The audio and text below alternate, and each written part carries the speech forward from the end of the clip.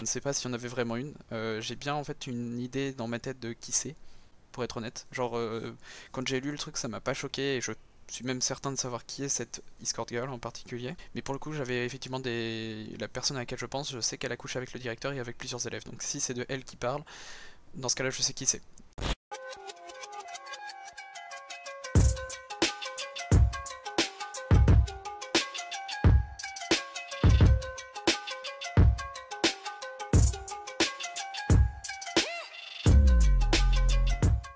Hey, salut tout le monde, ça faisait longtemps. Aujourd'hui on se retrouve avec un Planet LOL un peu spécial.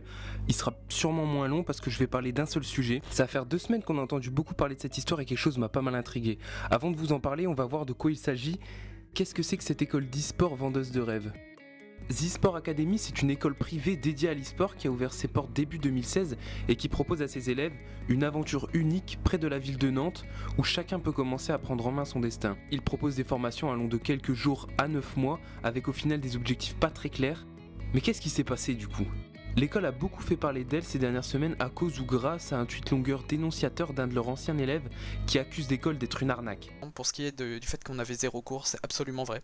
C'est-à-dire que genre vraiment, on avait 0 cours. Les seuls cours qu'on avait, c'était des cours avec Zach, qui est un excellent coach, qui est sur Egwen School, et c'est sûrement peut-être le meilleur truc qu'il y avait là-bas. C'est un mec, qui a pas été payé d'ailleurs plusieurs fois, qui s'est retrouvé impayé à plusieurs moments, qui a eu des délais sur ses paiements, etc., qui à chaque fois n'étaient pas payés du coup à échéance. Problème financier, un élève qui a dû prêter une somme conséquente d'argent à l'école parce que la carte bancaire du gars qui s'occupe de l'inscription de la DreamHack ne passait pas. Il a jamais revu la couleur de son argent. Une galère pour se nourrir avec 150 € toutes les 2 semaines pour 25 élèves. Ça a dû manger des pâtes. Il y a un point d'exclamation genre à côté de son moyen de paiement, on sait pas pourquoi. Alors que tu vois juste Il n'y là. aura plus d'électricité, il n'y aura plus rien. Ça va manger des pâtes là. Ouais, du coup, en tout cas, ouais, je pense vraiment que leur... Des locaux pas au taquet sur l'hygiène avec une petite gale de rue qui s'est propagée. Des mecs qui ont sûrement dû croire qu'ils passaient leur bac pro décoration, aménagement d'intérieur, je sais pas quoi, à devoir installer leur propre bureau et lit. Genre, c'est des photos, genre moi j'ai fait la peinture là-bas si vous voulez. Genre pour le coup c'est la vérité, il y en a qui ont monté ces chaises, moi quand je suis arrivé j'ai monté ma chaise, mon bureau, c'est la vérité. Et ça c'est pas pour être faux. On a monté nos lits aussi, etc. C'est la vérité. Et c'est vraiment, genre pour le coup c'est vraiment la vérité, hein. Genre on a refait la salle de bain, genre on a peint la salle de bain, on l'a refaite entièrement. Je sais pas, est-ce que j'ai encore les photos? On a eu aussi le droit à des chambres sans internet et sans fenêtre avec des trous au plafond pour maximiser l'immersion en gaming house, parce que c'est bien connu, c'est comme ça que ça se passe en gaming house, non? Et pour finir, un directeur qui se prend pour DSK avec ses escort girls. Voilà, apparemment c'était pas du joli ce qui se passait là-bas. Bon, peut-être qu'ils vont se rattraper avec les cours, je sais pas. Non? Dans son suite, Sacha nous parle aussi des cours auxquels il a pu assister, ou pas d'ailleurs, des cours d'informatique, de codage et de community manager, différentes bases pour s'introduire et peut-être prétendre à une formation pour devenir joueur pro ou semi-pro. Mais bordel les gars, c'est à ce moment-là que ça aurait dû faire tilt. Si tu veux devenir joueur pro de League of Legends, qu'est-ce que t'en as à foutre du codage? Ça a aucun sens. Les mecs ont vu marquer e-sport, ils ont foncé dedans tête baissée, ça doit sûrement être la sélection naturelle ça.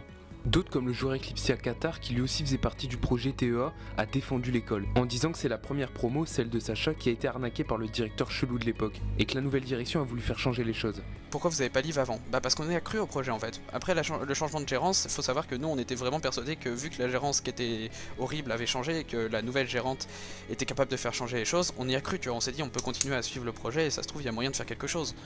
Et il y avait moyen de faire quelque chose parce que malgré tout le projet, genre les gars dans l'idée il est super. C'est juste que genre il y avait pas assez de fonds, il y avait pas de quoi faire le truc dès le début. Et ça a été une arnaque au final. Mais il y avait vraiment moyen de faire un truc super. Ce qui m'importait le plus au final c'était de connaître son objectif. À quoi s'attendaient les personnes qui voulaient faire partie de ce projet. Et je suis tombé comme vous l'avez vu juste avant sur le stream d'un ancien élève qui voulait témoigner lui aussi de son expérience au sein de TEA.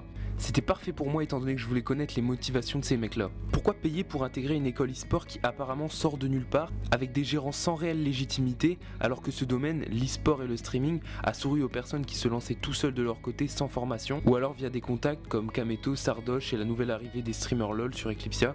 C'est pas péjoratif, Kameto l'a avoué lui-même que sans certaines personnes du stream game, il n'en serait pas là où il est aujourd'hui. j'ai vite compris que c'était surtout pour se faire des contacts. Déjà que pour moi l'école en général n'est pas le lieu le plus efficace pour apprendre et pour faire plus tard le métier qui nous intéresse, surtout dans ce domaine tout neuf où beaucoup plus que les autres c'est la personnalité et la créativité qui priment avant tout. Ce que l'école ne t'apprend absolument pas.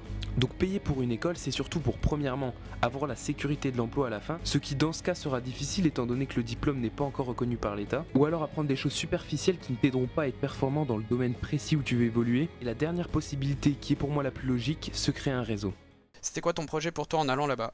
Comme j'ai dit, alors personnellement, je m'attendais pas à quelque chose qui allait me faire grimper dans l'e-sport. J'espérais surtout pouvoir y rencontrer des contacts, notamment peut-être un moyen genre de connaître des mecs de gaming, peut-être des mecs d'Eclipsia, peut-être de rencontrer des gens comme Qatar qui connaissent des personnes du milieu, voir peut-être son texte, tu vois, des genres, se faire un nom, tu vois, genre tout simplement quand tu connais les bons contacts au final dans l'e-sport, vu que c'est un peu un truc de niche, ça te permet de te faire connaître. Imagine, tu vois, je sais pas, grâce à ça, j'avais l'adresse et j'avais pu aller sur un test avec, je sais pas, Domingo, tu vois.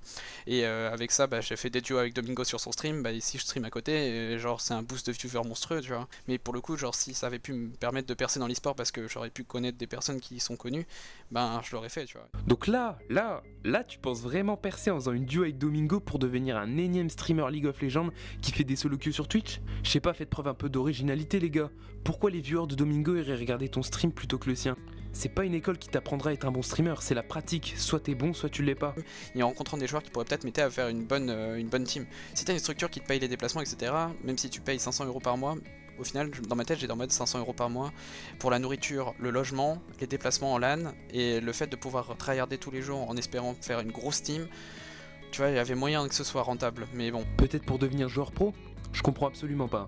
Si c'est pour se faire financer des LAN et des transports, ok d'accord, mais sinon dans les sports de progresser et de devenir un joueur professionnel, c'est n'importe quoi. Comme ce qu'a dit Qatar dans son tweet, il jouait beaucoup mieux chez lui. Ça n'a aucun sens, j'aimerais beaucoup en savoir plus sur son choix d'intégrer cette école. Ça me paraît louche.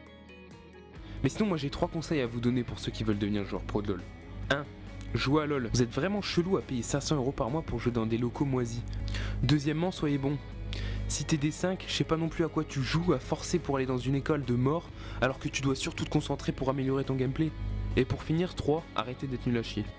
On va quand même essayer de finir sur un point positif. En quoi cette école pourrait être utile? Moi je pense surtout pour des métiers beaucoup plus théoriques comme le coaching et encore, mais surtout l'analyse, et pourquoi pas Shootcaster, ce qui justifierait les interventions de Gardoum et Croc dans certains cours, même si je pense que tout ça peut s'apprendre en autodidacte si on n'est pas trop bête. Voilà, c'est tout pour aujourd'hui, on verra bien ce qui se passera dans le futur. Moi en attendant, je vous souhaite une très bonne journée, abonnez-vous si vous voulez plus de vidéos dans ce genre. C'était Zanolo, à la prochaine.